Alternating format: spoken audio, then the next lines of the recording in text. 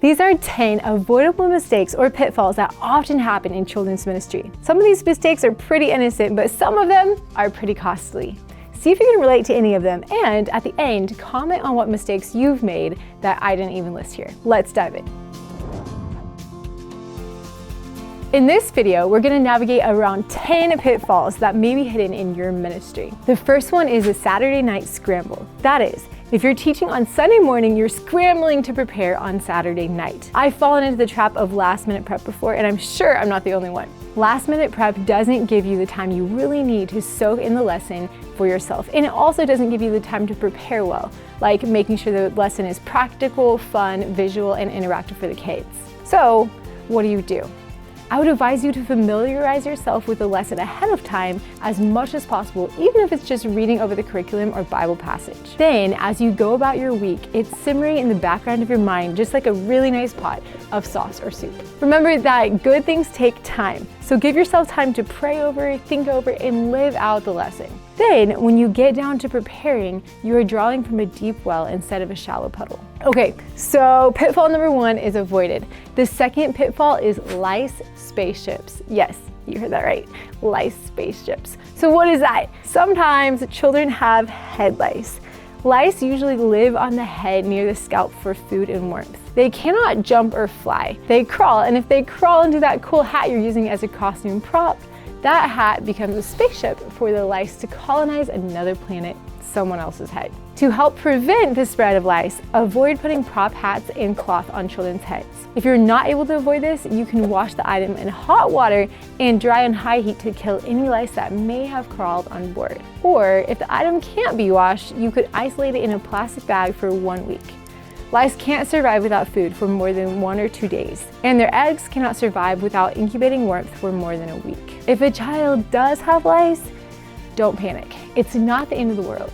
There are products like over-the-counter lice shampoo and methods that parents can use to eliminate head lice. Depending on your program's policies, your program leader might have to discreetly notify other families to check their own children's heads just to be safe. Meanwhile, don't embarrass the child and continue showing God's love and acceptance to him or her. Now that our heads are all itching, let's move on. The third pitfall is called no escape. Buildings have emergency exits, but those exits are no good if you can't move. So, as you're thinking through games and object lessons for the kids, keep this thought in the back of your mind. I cannot restrict anybody's ability to run for safety. For example, firmly tying all the children's legs together for a 3-legged race could become dangerous if you suddenly had to evacuate the building. Does that mean no more 3-legged races? Not at all. Just find something they can get out of easily at a moment's notice, like using a sack for the middle of the legs or using an elastic headband instead of a rope. It can have a similar effect, but still be easily removed by the child themselves if needed. What's the fourth pitfall? It's avoiding little bad guys. You create little bad guys when you cast little children in the bad guy role or as the bad example. Young children are still learning to distinguish between reality and role play. So if the bad guy is being booed, defeated, scolded, they might take that to heart. Even if the child is older, like 7 to 12, it's better not to encourage them to act like bad guys and get attention for bad behavior. Instead, cast an adult volunteer or dependable teenager for the bad guy role. Another tip is to avoid naming your villain with one of those kids' names as much as possible.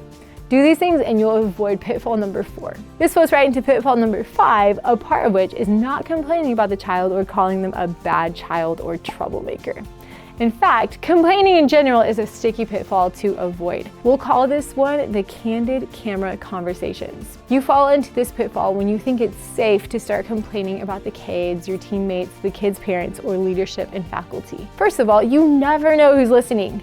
If you are teaching in a school setting, most schools have an intercom system between the office and the classroom for two-way conversation, and the office can buzz in and listen at any time. Also, you never know who's around the corner or in a nearby room. Second, more importantly, complaining about others sows dissension and is not edifying. Philippians 2:14 says, "Do all things without complaining and disputing." We want to stand out brightly as children of God in a crooked and perverse world. If there is something that needs to be fixed or addressed, look for solutions instead of gossiping. Our video Team Review Time covers the topics of criticism and feedback more in depth. By keeping your conversation God-honoring and others-honoring, you sidestep pitfall number 5. Pitfall number 6 is losing the back row. No matter how interesting your lesson is, if your back row can't see or hear the lesson clearly, you lost them. Then it'll just be a matter of time before they start making their own fun back there, and it won't be fun for you. Therefore, plan your visuals and audio according to the size of your audience. Use a TV screen for slides and a mic system if you need to. Some buildings, like schools and churches, may have audio and video equipment already set up, and you can ask them if you can use them.